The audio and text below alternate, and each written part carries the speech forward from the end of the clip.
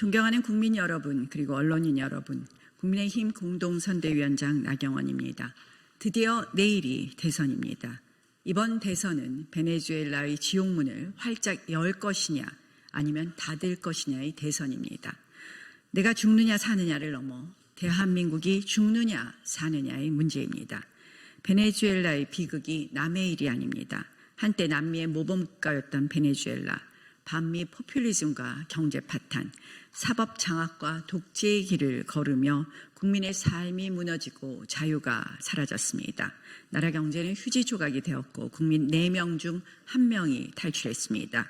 세계에서 원유 매장량 1위, 생산량 10위권대였던 베네수엘라는 반미 좌파 정권 우고 차베스 정권이 들어선 이후 본격적으로 석유 산업을 국유화하고 공산주의 국가 석유 회사들과 손잡았습니다. 그 결과 베네수엘라 수출의 95%를 차지하는 석유 산업이 나락으로 떨어지고 물가 상승률이 치솟았습니다.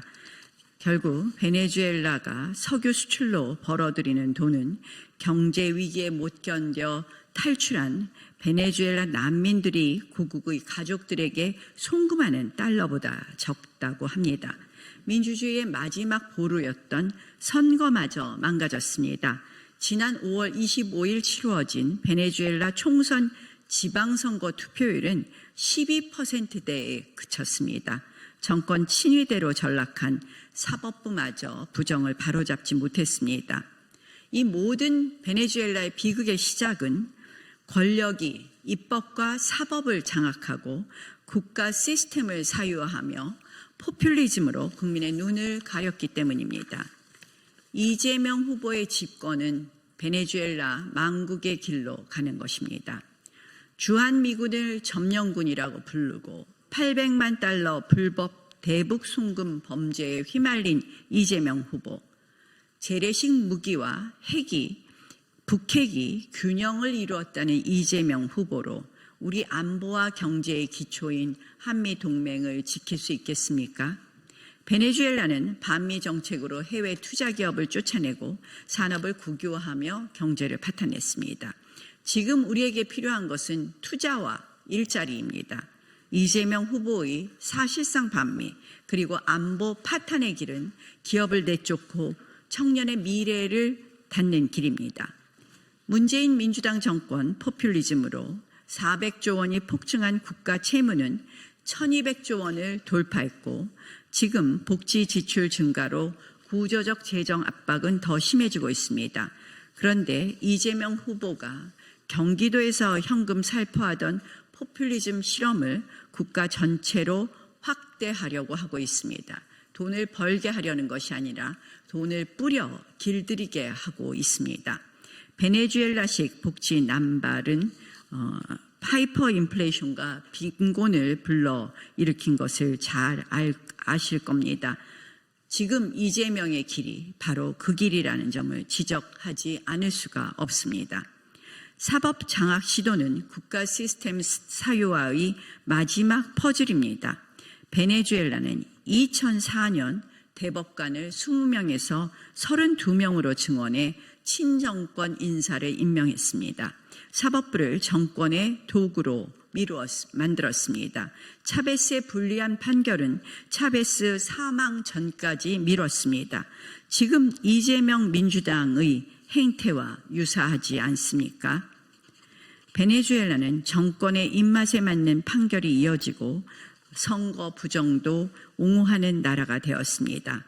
검찰을 대통령 개인 사단으로 부렸고 공직자 비리를 감시한다는 명목으로 옴부드스만을 설치해 정권 비판자, 정적을 제거하는 칼로 악용했습니다. 민주당이 만들어 정치 수사 도구로 쓰는 공수처와 판박이라고 할 것입니다. 여러분, 그 결과 어떻게 되었습니까? 베네수엘라는 언론과 야당을 탄압하고 정권에 반대하는 언론은 폐쇄되었으며 비판하는 시민은 테러와 협박에 시달렸습니다. 정권 잡기도 전에 이재명 민주당의 공포 독재 5법, 아들 험담 금지법, 범죄제보 포상제, 대법관 30명 증언법, 이재명 재판 중지법, 이재명 무죄법, 대법원장 특검법, 법 왜곡죄 판검사 처벌법, 재판 소원 도입, 입틀막 5법을 추진 중입니다. 이미 이재명 민주당은 자신들에게 거슬리는 언론인 9명을 고발하겠다, 대장동 수사검사를 고발하겠다고 예고하며 협박하고 있습니다. 정권을 잡은 뒤에는 더 잔혹한 정치 보복이 기다릴 것입니다. 그리고 유시민 씨의 언급대로 소위 선민인 좌파, 진보 집권, 좌파, 진보, 기득권 집단, 그들만의 대한민국이 기다리고 있습니다. 이재명과의 거리가 권력과 돈이 되는 그들의 세상이 기다리고 있습니다. 새로운 신분제 사회가 탄생합니다. 친명 무죄, 비명 유죄, 친명 대박, 비명 독박. 자유는 한순간에 무너지지 않습니다. 조금씩, 그러나 확실히 무너집니다. 국민 여러분, 국민의힘이 미워도 잘못한 게 있더라도 이번만큼은 깨끗하고 청렴하고 그리고 유능한 또 자유민주주의와 법치주의를 확실히 지킬 김문수 후보를 보고 자유와 미래에 투표해 주십시오. 우리 아이들의 미래를 생각해 주십시오. 이재명 독재국가, 베네수엘라 지옥문을 여는 선택을 막아주십시오. 대한민국이 죽느냐 사느냐의 선거입니다. 우리의 자유, 우리의 미래, 여러분의 한 표에 달려 있습니다. 이재명 민주당의 독재 폭주, 베네수엘라 지옥 열차를 멈추고 대한민국 자유와 번영을 지켜주십시오. 한마디 현안 조금 말씀드리겠습니다.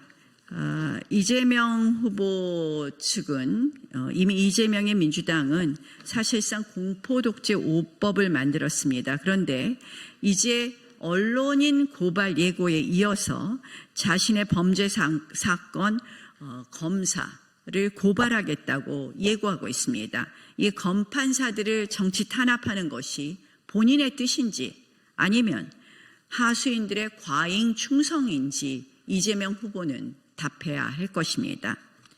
또한 최근에는 짐 로저스 사건으로 온 대한민국이 시끄럽습니다. 짐 로저스의 이재명 지지는 대국민 사기극이었다는 것이 만천하에 드러났습니다. 이재명 후보는 이를 자신의 SNS에 버젓이 올렸습니다. 그러나 짐 로저스는 완전한 사기라고 밝혔다고 합니다. 국민을 상대로 한 거짓말일 뿐만 아니라 국제 망신 중에 망신입니다. 이게 바로 민주당의 민낯 아니겠습니까? 이것이 더 심각한 것은 바로 주식시장의 변동이 있었다는 점입니다.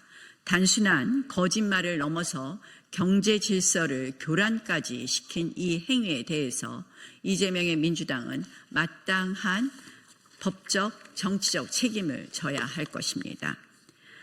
민주당이 지금 우리 김문수 후보가 언급한 것처럼 골든 클로스에 이르자 실질적으로 갑자기 급해진 태양을 보여주고 있습니다. 그래서 한마디로 여론조작 운운하면서 민주당이 적반하장의 태도를 보이고 있습니다. 반민주 여론조작 범죄는 바로 그 드루킹으로 대표되는 이재명 민주당의 전매 특허 아닙니까? 조직적 여론 조작은 이재명 민주당의 전매 특허임에도 불구하고 이제 마지막 국민을 속이기 위한 구태 악습이 시작되고 있습니다. 이재명 민주당은 손가락 혁명군 그리고 대국민 소통단 등 공식적인 온라인 대응 조직을 운영하며 댓글 정화와 좌표 찍기, 댓글 순위 조작, 신고 유도 등 다양한 방식으로 여론을 조작해 온 것을 잘 아실 겁니다. 한마디로 이재명 민주당의 그 대관이라는 명칭으로 대놓고 온라인 여론 조작을 한 것은 인간 드루킹 사건의 본질과 다르지 않다고 생각합니다.